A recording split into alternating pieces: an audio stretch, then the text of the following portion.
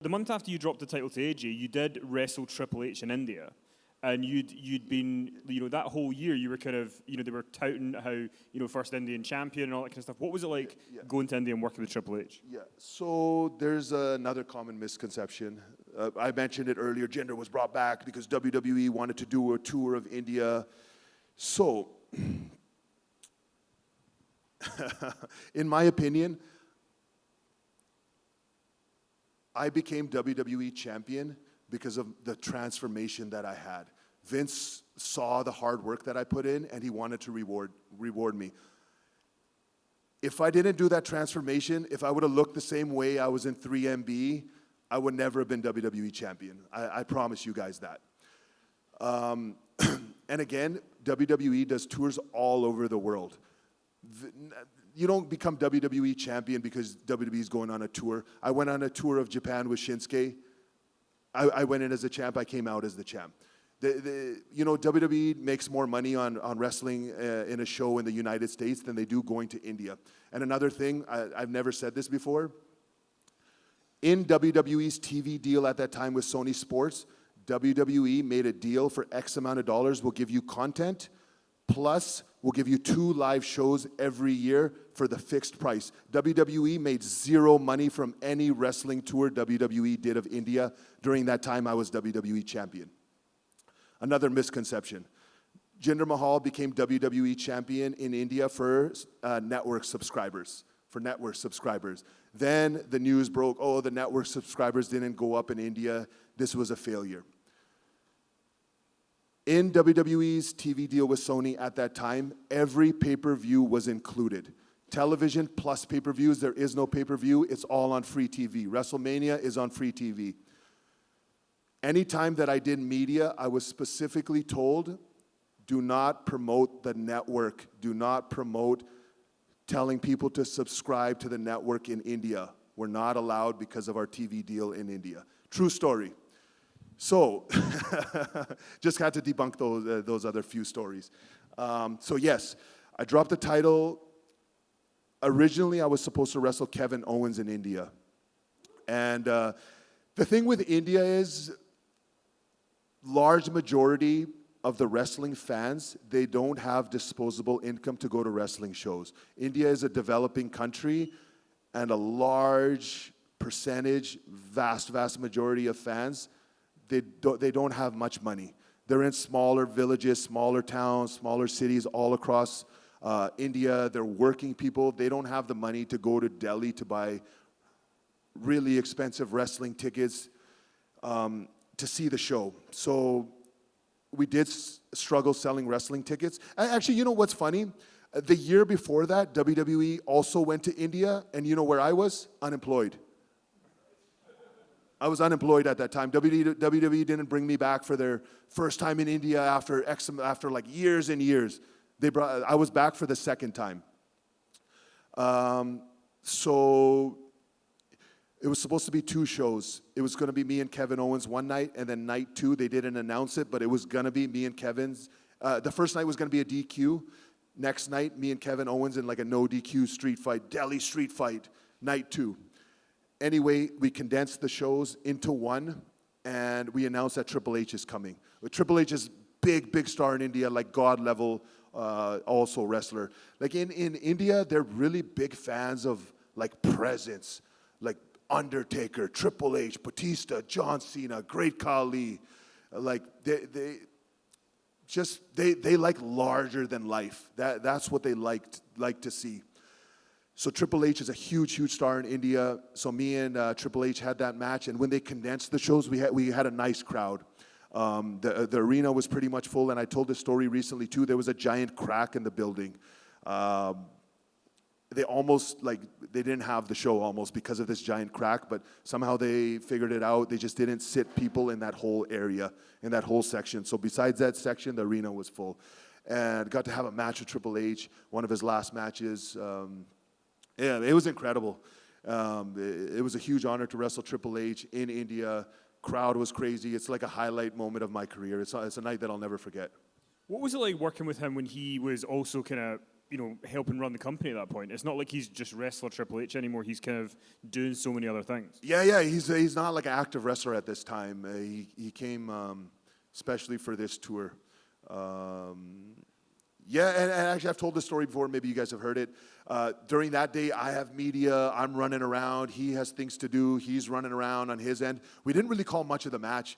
We just felt it in the ring. It was great. Like just listening to Triple H. I didn't really have to call much or think about much. Like he laid the whole match out, majority of it in the ring.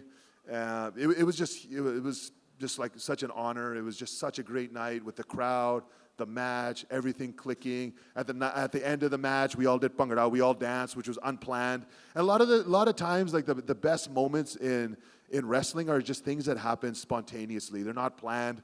You just feel the crowd. The crowds react a certain way. The energy's high, and you just do something random. And oftentimes, those are the best moments in wrestling. You've been clearing up some misconceptions tonight, so let's do another one. There was the Greatest Royal Rumble. There was a moment with Jeff Hardy where you were taken out by air. I was playing possum. Thank you very much. Yeah, no, I'm joking. What's the question? So what happened? Okay, so at that time, I had the manager, Singh brothers with me, but one of them was injured, and I had a Gurv with me, Sunil Singh. Sunil Singh's job was to always tell me, he would tell me in Punjabi, like, not now, not now, not now, hajani, hajani, hajani, hajani, hajani, hajani means not now, not now, now, now, now, now. All of a sudden, he's saying hajani, hajani, hajani, hajani, not now, not now, not now. And I feel like something hit my back. It was just air, but it felt like more than air at that time. And I took the notorious bump. It happens. I'm not the first one to do it, but for some reason, I get roasted the most. It happens quite often, but mine is pretty infamous. But I blame Sunil Singh, that bastard. I'm joking. Mistakes happen, man. I'm not perfect. But didn't you say that when you went backstage, Vince didn't even notice? Oh, no, he was so happy. Actually, I messed up. I brought it up to him. He didn't mention it. He was just so happy. That was the first big Saudi show. I think he was just so happy. The company made so much money. He's in just such a good mood. Thumbs up all around. Big thumbs up, big smile. And then I said, then sorry about the miscue. He goes, oh, ha! He just laughed, ha! That was it. That was literally it. I want to quickly give mention to when you turn up at a golf course in full gear to do the 24/7 thing with R-Truth. What were you told to be there in full gear? There we go. Ron Cena. No, I wasn't told to be in full gear, but I wanted it to be good. I wanted to be in full gear. Like I knew at that time these 24/7 skits were going to go viral. I think he had done one or two before with someone else, and it got the most views on anything on the show on YouTube. So I just wanted to. I'm going to give it my all. Like if I'm on a golf course and I'm winning the title, I want to do it in gear. And when I won it on the plane, and when I lost it on the plane, I wanted to do it in gear too, but I didn't have time. That was just spur of the moment. I was sleeping we were going to Saudi, and we were going to touch down to refuel. And I remember I was sleeping, and it was John Laurinaitis, Johnny Ace came up to me and said, hey, we're going to do some 24/7 title stuff. We're going to touch down on the tarmac, and we want you to win the title. But I wanted to get in my gear. I just didn't have time. He told me like a minute before we touched down, and we were only there for we weren't even actually supposed to get off the plane. Like if you're there to refuel, you're not supposed to get off of the plane. You're not supposed to like touch ground. You gotta. There's certain processes in place, like customs, etc. You cannot just be in a random country and get off. Anyway, they let me off real quick. Me and R-Truth, I won the title, and then I lost it sleeping, but. It would have been way better if I would have won the title on the tarmac in full gear and then lost it in full gear sleeping. But it just happened so quick, I didn't have time. And it was not something they had planned ahead of time. It was just a game time decision, and we just did it. And it got like so many millions of views, but it would have got so many more millions of views had the Maharaja been in gear, oiled up, pumped up, everything. The oil is very important. Right after that, you have the knee injury, and it ends up like that kind of takes you out for like a year and a half almost all in. There's during the beginning of COVID. What happened with the knee injury? Why was it so bad? Man, you want to hear a crazy story? So, why I got injured. So, a lot of times injuries come in threes, things come in threes, deaths come in threes. So do knee injuries. Mickey James, torn ACL. The next week after that, Lars Sullivan, torn ACL. The third week after that, we're on a live event. We're in Denver. I'm wrestling Mustafa Ali. We have like a sick match called. I'm like excited to work him. We've never had a singles before. And some of the boys are talking about Lars Sullivan not even being here for 2 weeks, and he tears his ACL. And at that time, I had never been injured. I had maybe been in WWE for 10 years, possibly, like around a decade. And I jokingly said, I've been trying to get hurt, and I don't get hurt. And then I realized what I said. I'm like, no, I need to knock on wood. And there was no wood around. There was a table, but it was plastic. And I knocked on the plastic table, and that night, I ruptured my patella tendon. Yeah, true story. Isn't that crazy? I basically put it out in the universe, and the universe brought it back and humbled me, which the universe does do that. You get too cocky, you will be humbled. Yeah, man, I think this is the first time I'm even sharing that, but I brought that upon myself. I got too cocky. I said, because I used to think I could never get hurt. I've a decade, I've been on every live event. I have so many matches. I never get hurt. I'm trying to get hurt, and I can't get hurt. Knock on wood. Man, if it was only a wooden table. When you came back though, it was the Thunderdome, right? Like they were, or a performance center. Performance center. So when you come back, COVID's obviously hit.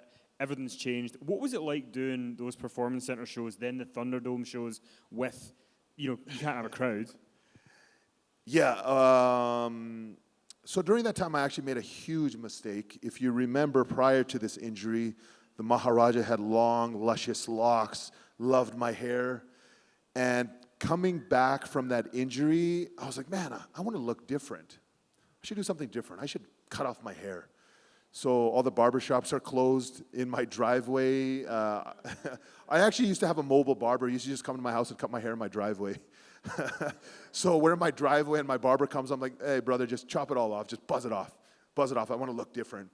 Of course, he buzzes it off, and I still regret it to this day because I cannot grow it back now. But nonetheless, something interesting happened. During my last few weeks of that rehab, I noticed my knee got full of fluid, and it was bothering me a little bit. So I come back, we're in the performance center, I have a match with Akira Tozawa.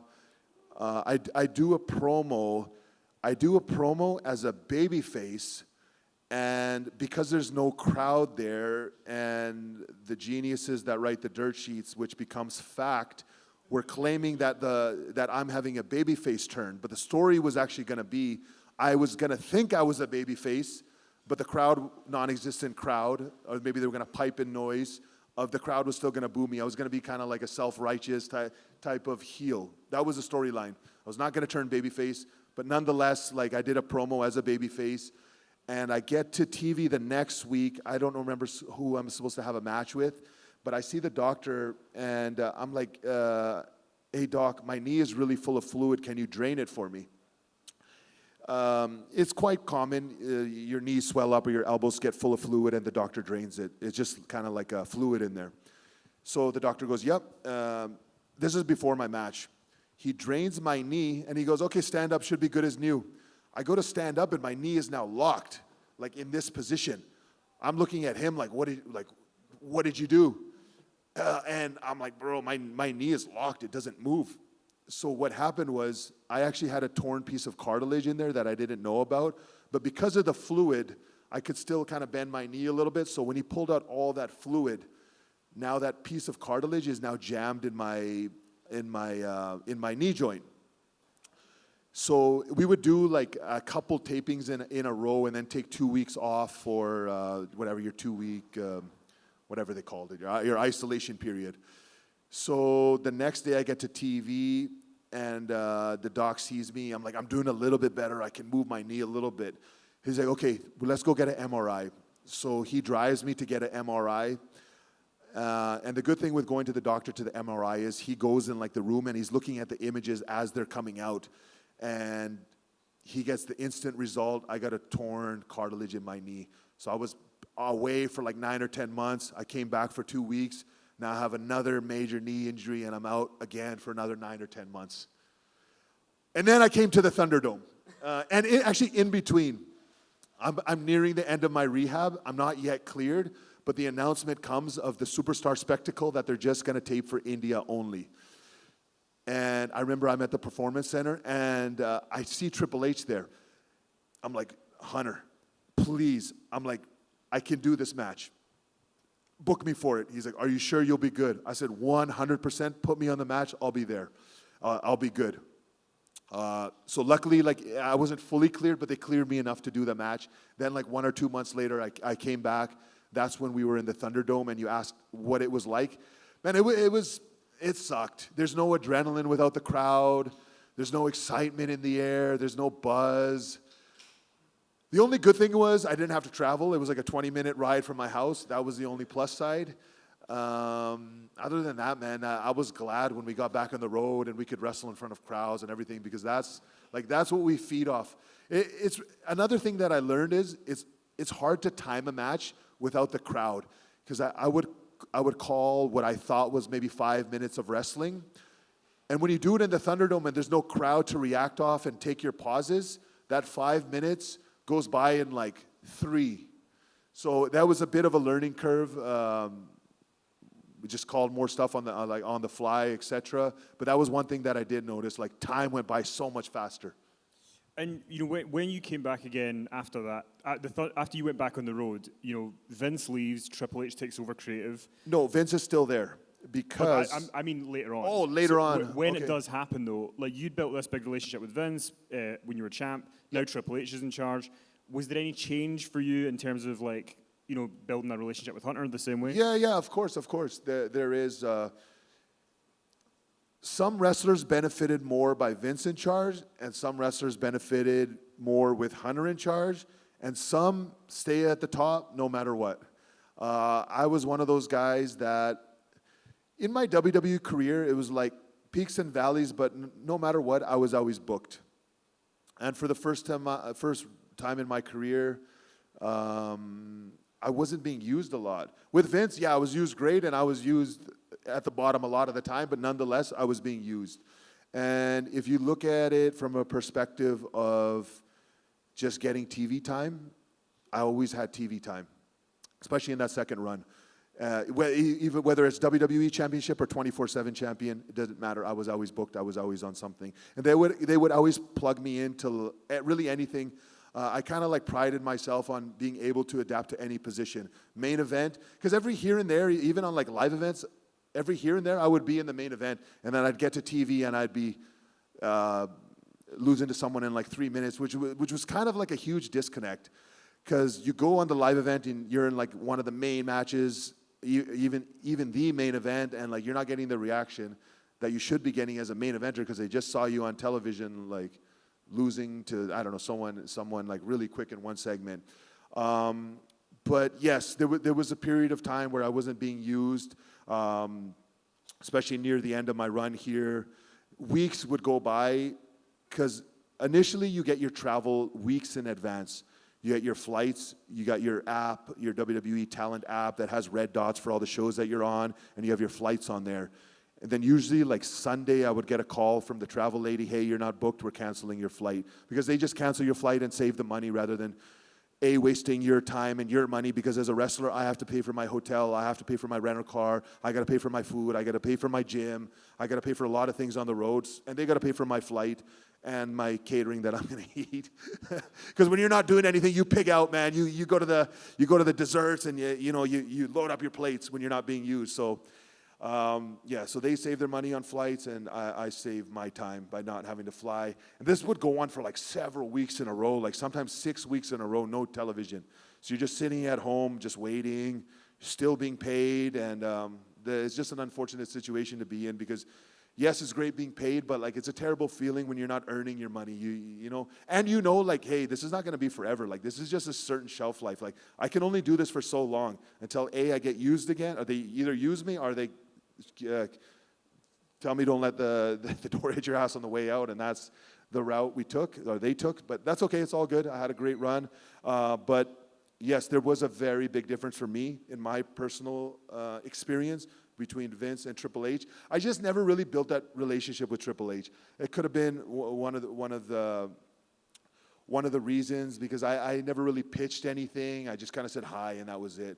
Where with Vince, especially that second run, I would pitch ideas to him.